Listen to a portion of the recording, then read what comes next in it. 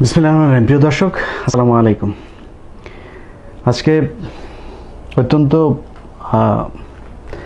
কষ্ট নিয়ে আপনাদের সামনে কিছু কথা বলতে এসেছি। যেই কথাগুলো আমার খুব প্রিয় কিছু মানুষের বিরুদ্ধে যাবে, এবং এই বিষয়গুলো নিয়ে কখনো পাবলিকলি এইভাবে কোনো ভিডিও আমার ইউটিউব চ্যানেলে করতে হবে এটা আমি স্বপ্নেও কোনদিন কল্পনা করিনি। তারপরেও আসলে বাধ্য হচ্ছি এই কথাগুলো বলার জন্য। তো যে বিষয়টা নিয়ে কথা বলবো, এই কথাগুলো বলতে গেলে বেশ কয়েকজন মানুষের নাম আসবে যারা সবাই কম বেশি সোশ্যাল মিডিয়াতে পরিচিত মুখ। এখানে ভিপি নূর থেকে শুরু করে আরও অনেকে আসবেন। তো আমি না আসলে বাংলাদেশে এই মুহূর্তে একটা দলেই শুধু থাকতে চেয়েছিলাম, সেটা হচ্ছে ভারত বিরোধী দলে। কে আওয়ামী লীগ, কে বিএনপি, কে জামাত, কে শিবির, কে পাকিস্তানপন্থী, আমেরিকাপন্থী, চীনপন্থী, আমার কোনো কিছু দেখার দরকার নেই। আমি মনে করি বাংলাদেশে এখন আপনি দেশপ্রেমিক কি না এটা আপনাকে প্রমাণ করতে হলে আপনি ভারত বিরোধী কি না সেটা প্রমাণ করতে হবে। আজকের ভিডিওতে কথাগুলো কেন বলতে হচ্ছে, কারণ হচ্ছে এটা না আমার গায়ে চলে এসেছে। আমি আজকে প্রায় 1 থেকে 2 মাস ধরে এটা সহ্য করছি। চেয়েছিলাম যে এটা একসময় হয়তো ঠিক হয়ে যাবে, কিন্তু বিষয়গুলো এত বেশি আমাকে এখন কালার করছে মানুষের কাছে, সে কারণে সবাইকে জানানোর জন্য এই ভিডিওটা তৈরি করা খুবই প্রয়োজন। ভিডিওর প্রথমেই যার নাম আসবে তিনি হচ্ছে এম মাসুম রহমান। তাকে আপনারা নিশ্চয়ই সোশ্যাল মিডিয়াতে কম বেশি চেনেন। তিনি একটি সংগঠন তৈরি করেন। সেই সংগঠনের নাম হচ্ছে রেমিটেন্স ফাইটার গ্রুপ বা এরকম কিছু একটা। সেই গ্রুপের মধ্যে তিনি যেদিন যখন তৈরি করেন তখন আমার বললেন যে আমাকে থাকতে হবে। তা বললাম যে উদ্দেশ্য কি? তখন বলবো এটা উদ্দেশ্য প্রবাসীদের সব অ্যাক্ট করে নিয়ে তারপরে আমরা সরকার বিরোধী একটা কার্যক্রমের মধ্যে যাব। তখন কে কে থাকবে? তখন সে বলল যে ডক্টর মোহাম্মদ ইউনুস, তারপরে গোলাম মাওলা রনি, মাহমুদুর রহমান মান্না, আসিফ নজরুল স্যার, এরকম আর অনেক হাই প্রোফাইলের নাম বললেন। তখন আমি বললাম ঠিক আছে।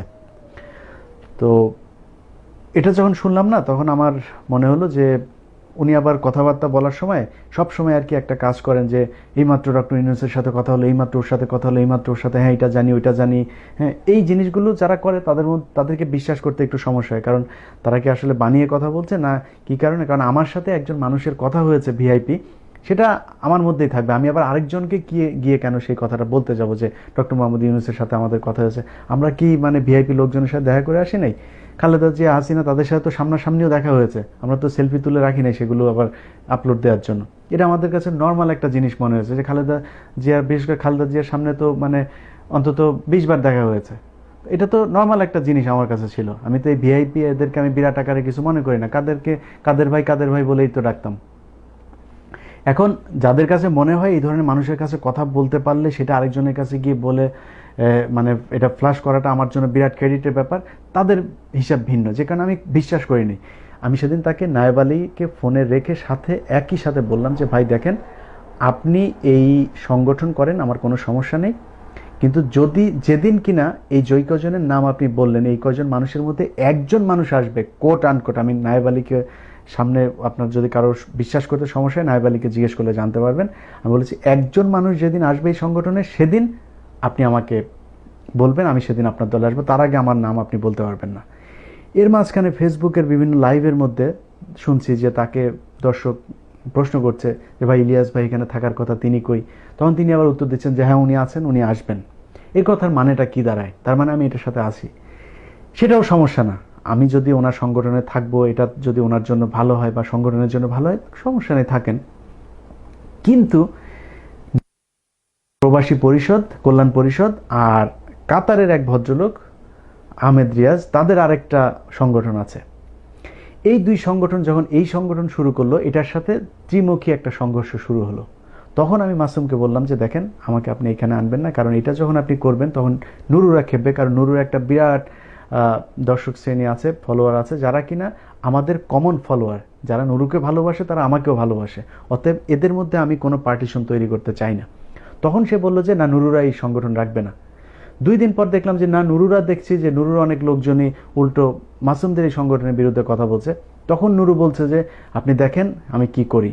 সে দেখলাম একের পর এক ওরা টাকা নিয়েছে, এই সেই নানান ধরনের কথা শুরু করলো। আমি তখন মাসুমকে বললাম, মাসুম ভাই আপনি নুরুদের বিরুদ্ধে এই যে তারা টাকা নিয়েছে, কখন আপনি তাদেরকে টাকা পাঠিয়েছেন, কোথায় কোথায় থেকে টাকা গিয়েছে। নুরুর মেয়েকে হচ্ছে জন্মের সময় টাকা দিয়েছে 4 লাখ, ওই রাশেদকে টাকা দিয়েছে 5 লাখ, কে কুয়াকাটায় গিয়েছে সেই টাকা নিয়ে। এগুলো নিয়ে একের পর এক মাসুম রহমান আলোচনা শুরু করলো। আমি তখন বললাম যে দেখেন, আপনি যদি এই কাজগুলো করেন তাহলে এটার জন্য কারা বেনিফিটেড হবে জানেন? যারা নুরুর বিরোধী পক্ষ তারা বেনিফিটেড হবে। তার মানে আমরা নিজেরাও এখানে অনেক কিছু হারাবো। কারণ নূর যে জায়গাটাতে গিয়েছে, নূরকে যদি আপনি টাকা পয়সা দিয়েছেন সেটা নিয়ে এখন খোঁটা দিতে থাকেন, তাহলে বিপরীত পক্ষ নুরুকে নিচে থামানোর জন্য চেষ্টা করবে এবং সেটাতে সফল হবে। এই কারণে এই জিনিসটা আনতে পারবেন না। আমি নুরুকে উদ্দেশ্য করে বলতে চাই যে নূর ভাই, আপনার কাছে যদি কেউ আমার ব্যাপারে কোনো কথা বলে থাকে, আমাকে প্লিজ তাকে সহ আমার সাথে সামনাসামনি করবেন। আমি কখনোই এটা নিয়ে না। টিটু ভাই, টিটুর রহমান যিনি কানাডায় থাকেন, এই টিটুর রহমানের বিষয়টাও সামনে নিয়ে আসতেছি। তার আগে বলেন, টিটুর রহমান এবং লিটন ভাই লন্ডনে যিনি আছেন, আমরা 3 জন কনফারেন্সে বসে কথা বললাম এটা নিয়ে, যে না, মাসুমকে এটা করতে দেওয়া যাবে না। কারণ মাসুম যদি নাকি এটা আপনার করে, এই কি বলে, আপনাদেরকে টাকা দিয়েছে, এই বিষয়গুলো সামনে নিয়ে আসে, এটা আমাদের জন্য খুবই খারাপ হবে। তো যেহেতু সামনে বিষয়গুলো নিয়ে চলে এসেছে, যে কারণে আজকে কথাগুলো বলছি, না হলে হয়তো বলতাম না। তো আমি কখনোই নূরের এই বিষয়গুলো সামনে আসুক সেটা চাইনি। টিটুর রহমান হচ্ছে নাগরিক টিভি নামে একটা ফেসবুক পেজ আছে, সেই পেজের অ্যাডমিন সে। তো উনি কদিন আগে ফেসবুকে একটা পোস্ট করেছেন। সেই ফেসবুক পোস্টের মধ্যে উনি আমার ফ্যামিলি, আমি ইউটিউবে টাকা দিয়ে ঘর ভাড়া দেই, এরকম অনেক কথাবার্তা বলেছেন। তো তিনার সাথে আমার সম্পর্কটা এরকম, আমি যখন আমেরিকাতে আসি তখন তিনি কানাডা থেকে আমেরিকাতে এসেছেন আমার সাথে দেখা করার জন্য। দেখা করা না বলবো, আমাকে হেল্প করার জন্য এসেছেন, যে আমি নতুন এসেছি, কি করব না করব। এবং তিনার কারণে আমি রইস ভাইয়ের মতো একজন ভালো মানুষ, ভালো বন্ধু পেয়েছি, যিনি আমার এই আমেরিকার সবচাইতে ভালো একজন ফ্রেন্ড। আমি যদি আমেরিকার সব ফ্রেন্ড যদি একদিক করা হয়, তাও রইস ভাইয়ের আমার কাছে যে গ্রহণযোগ্যতা, সেটা অন্য সবাই মিলেও সেটা করতে পারবে না। সে রইস ভাইয়ের মতো একজন বন্ধু পেয়েছে, এই জন্য আমি টিটু ভাইকে খুব বেশি কটাক্ষ করে আজকে কথা বলছি না, না হলে এই জবাবটা অন্যরকমভাবে হতো। তো টিটুর রহমান ফেসবুকে আপনি যে লিখলেন যে আমি হচ্ছে গিয়ে সাম্প্রদায়িক, আমি ফেসবুকে চটকদার বিজ্ঞাপন লাগিয়ে ট্যাগ লাগিয়ে তারপরে আমি টাকা ইনকাম করে ঘর ভাড়ার জন্য টাকা ইনকাম করি। আমি একমাত্র ইলিয়াস হোসাইন ইউটিউবার যে কিনা আজ পর্যন্ত আমার চ্যানেলের কোনো ভিডিওর জন্য কোনো মানুষকে আমি কপিরাইট ক্লেম করি নাই। যে মানুষগুলো আমার ভিডিও নিয়ে তারপরে তার ঘরে 2-400 টাকা, 2-4 হাজার, 5,000, 10,000 টাকা নিয়ে তারপরে করে, তাদের বিরুদ্ধে আমি কপিরাইট ক্লেম করব? আজ পর্যন্ত ইলিয়াস হোসেন কোনো কারোর ভিডিওতে কপিরাইট ক্লেম করেছে একজন মানুষ এসে বলবেন? কিন্তু সেই ভিউগুলো যদি আমি কপিরাইট ক্লেম করতাম, তাহলে সেই টাকাগুলো কি আমার কাছে আসতো না? আমি কি সেই টাকাগুলি পেতাম না? টাকার জন্য ইলিয়াস ইউটিউবে বিজনেস করে না। হ্যাঁ, অবশ্যই টাকা আমার আসে। আমার টাকা আমার কাছে আসবে না তো আপনার কাছে যাবে নাকি? আপনি তো টাকার জন্য আমাকে আপনার কাছে নিয়ে যান। আমি আপনাকে, টিটুর রহমান, আপনাকে আমি কোনোদিন আমার চ্যানেলে ডেকে আনি নাই সাবস্ক্রাইবারের জন্য। আপনি সাবস্ক্রাইবারের জন্য আমাকে ডেকে নিয়ে গিয়েছেন। আমি আপনাকে চ্যালেঞ্জ করলাম, ইলিয়াস হোসাইনের কোনো দুর্নীতি, ইলিয়াস হোসাইনের এখানের কোনো আর্থিক কেলেঙ্কারি, ইলিয়াস হোসাইনের সাথে বিএনপি জামাতের কোনো আতাত যদি থাকে, কাইন্ডলি একটু আপনি বলবেন। আপনি তো আমার ঘরের মানুষ ছিলেন। মাসুদ রহমান, আপনিও বলবেন কাইন্ডলি। সবশেষ টিটুর রহমানের সাথে যে সমস্যাটা হলো সেটা হচ্ছে, এই মাসুম রহমান ওনার একটি প্রোগ্রামে যাওয়ার কথা, সেই প্রোগ্রামে যাবে, এর মাঝখানে নুরুদের সাথে এই যে ত্রিমুখী সমস্যা চলছে, আমি চিন্তা করলাম যে আমি মাসুম রহমানের সাথে যদি এখন এই প্রোগ্রামে যাই, তাহলে এটা আরও বেশি স্পষ্ট হবে যে মাসুমের সাথে আমার খুব বেশি কানেকশন আছে এবং আমি এই সংগঠনের সাথে তার মানে আছি। যে কারণে আমি টিটুর রহমানকে বললাম যে ভাই, আমি ওনার সাথে যাব না। টিটুর রহমান করলেন কি, অন্য আরেকজন গেস্ট নিয়ে আসলেন, তাকে নিয়ে থাকার কথা। সেদিনও আমি ভুলে থাকতে পারিনি, আমি ঘুমিয়েছিলাম, আমি উঠতে পারিনি, আমি টিটুর রহমানের সাথে যেতে পারিনি। মাসুম রহমান আমাকে ফোন করে বললো যে, কি ব্যাপার, আপনি আজকে অনুষ্ঠানে থাকার কথা ছিল, থাকলেন না? আমি বললাম, আমি আসলে ওটা থাকবো না চিন্তা করেছি আগেই, টের পাইনি, আমি আসলে থাকতে পারিনি। পরে বললো যে, আপনি ফেসবুকে পোস্ট করলেন থাকবেন। আমি ফেসবুকে পোস্ট করেছি, তার কিছু সাবস্ক্রাইবার হয়েছে, সমস্যা কোথায়? এই কথাটাকে মাসুম রহমান কিভাবে গিয়ে টিটুর রহমানকে বললেন আমি জানি না। টিটুর রহমান সেই কথাকে মিলিয়ে টিলিয়ে তারপরে আমার পরিবার পর্যন্ত তুলে কথা বলেছে যে ইলিয়াস এত পরিবার নিয়ে কথা বলে, ইলিয়াসের পরিবারেই তো ঠিক নাই। তো টিটু ভাই, আপনি তো আমার ঘরের মানুষ, আপনি আমেরিকাতে এসেছেন, আমেরিকাতে এসে আমার ঘরে থেকে গিয়েছেন, খেয়ে গিয়েছেন, এত কাছের মানুষ আপনি আমার, আপনি তো দেখে গেছেন যে আমার পরিবারের সাথে কেন আমার সম্পর্ক নাই। আমি ইলিয়াস ছাড়া অন্য যে কোনো মানুষই যদি বলে কার পরিবারের সাথে তার সম্পর্ক ভালো থাকবে? এখন টিটু ভাই আপনি জানেন আমার ভাইদের সাথে আমার সম্পর্ক নাই, কানেকশন নাই, এই কথাটাও কি সোশ্যাল মিডিয়াতে এসে বলতে হবে, খোঁটা দিতে হবে আপনাকে? তারপরেও ধরলাম যে আপনি আমাকে দেখতে পারেন আমি খুব খারাপ মানুষ, আমি ইউটিউবে টাকা কামানোর জন্য ভিডিও বানাই, তো আমাকে আপনি নিয়ে নিয়ে আপনার ভিডিওতে কেন কথা বলালেন? আমি তো কোনোদিন ইউটিউবে টাকার জন্য আপনাকে আমার চ্যানেলে নিয়ে আসি নাই। আপনার চ্যানেলে আপনি আমাকে বারবার নিয়ে গিয়েছেন এবং একটা প্রোগ্রামে যাইনি সেটার জন্য আপনি এত বেশি আমার উপরে ক্ষেপে গেলেন, আমি মিলাতে পারছি না বিষয়টা আসলে। তো যাই হোক, এখন মাসুম রহমানের সাথে সবশেষ যে বিষয়টা হয়েছে, গত পরশুদিন নিশান নামে একটি ছেলে সে ফেসবুকে মাসুম রহমানের সাথে বেসিক্যালি ওই নাইম এলি, টিপু চৌধুরী সহ ফেসবুকের এই সোশ্যাল মিডিয়াতে যারা আলোচিত আছেন সবার সাথেই বেঁধেছে, সবার সাথে গ্যাঞ্জাম হচ্ছে, তার সুষময় শরীফ।